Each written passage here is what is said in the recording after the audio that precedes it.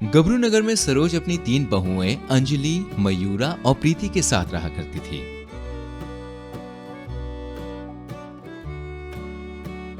सास हमेशा से ही अपनी तीनों बहुओं पर हिटलरगिरी करती और बड़ी सख्ती से पेश आती। करवा चौथ का व्रत का पर्व आता है और उस दिन तीनों बहुएं अपने पतियों के लिए व्रत रखती हैं और सास भी ससुर के लिए व्रत रखती है।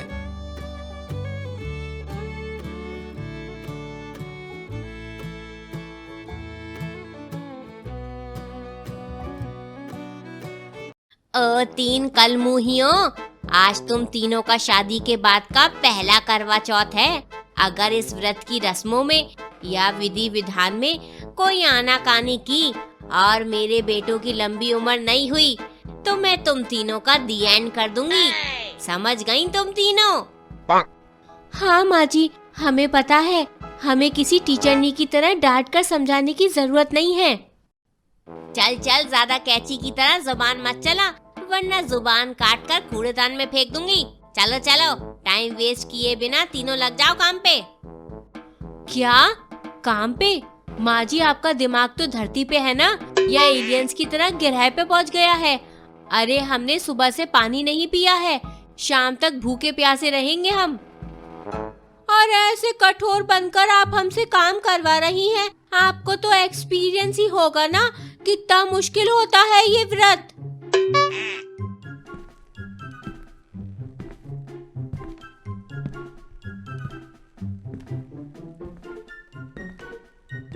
तभी सास कपड़ा लाकर अपनी तीनों बहुओं के मुंह पर लगा देती है और चिल्लाते हुए कहती है, अब तुम तीनों ना तो अपनी फटे हुए ढोल जैसी आवाज निकाल पाओगे, ना कुछ खा पी पाओगे। जाओ, अब चुपचाप जाकर काम करो। शाम को तुम्हारी दादी सास यानी कि मेरी सास भी आएंगी। उनके पति तो कब के स्वर्गवासी हो गए हैं, तो आज जब पूरा परिवार व्रत खोलने के बाद इकट्ठा होगा तो दावत होनी चाहिए। ऐसे 5 पकवान बनाओ। तीनों बहुएं गुस्सैल आंखें दिखाती हैं और सास उन पर हंसती है।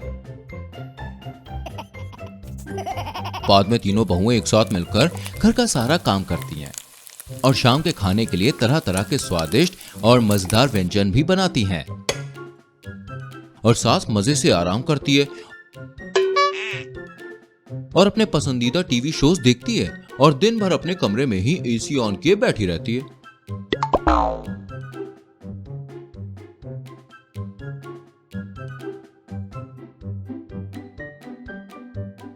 बहुएं मुंह बनाकर बंधा कपड़ा उतारकर एक दूसरे से कहती हैं, यार बहुत प्यास लग रही है, मेरी तो बैटरी ही डाउन हो गई है। ऐसा लग रहा है जैसे अगले ही पल मैं बेहोश हो जाऊंगी और जमीन पर चक्कर खाकर गिर जाऊंगी।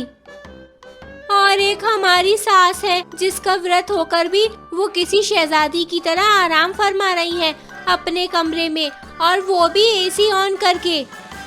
जब वो हमें इतनी तकलीफ दे रही हैं, आज के इस करवा चौथ के दिन तो हम भी उन्हें तकलीफ देंगे। फिर प्रीति बहू जाकर सरोज के कमरे की बत्ती का स्विच ऑफ कर देती है, जिसकी वजह से सरोज को गर्मी लगने लगती है और वो परेशान हो जाती है। सत्यानाश हो, इस लाइट को भी अभी ही जाना था। देखते देखते शाम हो जाती है और शाम में तीनों बहुएं करवा माता की पूजा करके अपनी अपनी थालियां सजाती हैं और साथ ही सरोज भी अपनी थाली सजाती है।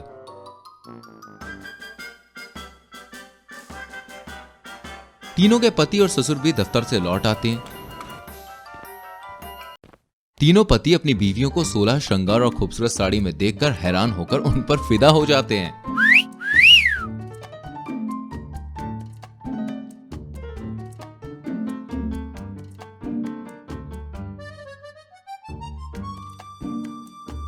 अरे अंजलि, कितनी सुंदर लग रही हो तुम आज। मयूरा, लगता है एम्बुलेंस पलवानी होगी। हाय हाय, ऐसा क्यों बोल रहा है बेटा तू, वो भी आज के इस पावन व्रत के दिन। अरे जब किसी की बीवी इतनी खूबसूरत लगे तो हार्ट अटैक आना तो लाजमी है ना बॉस। इश, धीरज जी आप भी ना। वाकई में गजब का नूर ढा रही हो आज तुम प्रीति। अब सभी ने अपनी बीवियों की तारीफ कर ली तो हम व्रत खोलने की विधि शुरू करते हैं।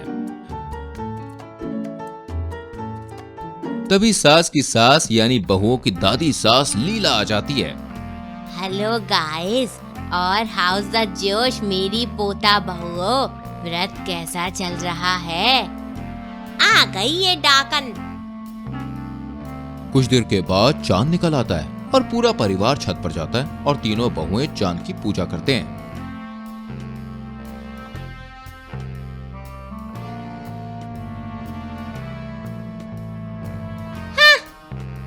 ताकि ये चुपके से कुछ खा ना ले, भूख से मजबूर तो ये है ही। इन्हें क्या पड़ी है मेरे तीनों बेटों की लंबी उम्र की। तभी लीला वहां पर गुस्से से क्रोधित होकर आती है और जोर से चिल्ला पड़ती है। और तूने क्या किया मेरे जयदीप के साथ? ये देखो, इसके कमरे में ये बर्गर और समोसों का बिल, और कमरे में हर तरफ खाने के पदार्थों के पैकेट्स फैले हुए हैं। अपनी बहुओं से कहती है इनको व्रत रखना नहीं आता, और ये तीनों तेरे बेटों की लंबी उम्र की परवाह नहीं करती। पर तू तो इनसे भी गई गुजरी निकली, ना व्रत रखा ना मेरे बेटे की लंबी उम्र की फिक्र की।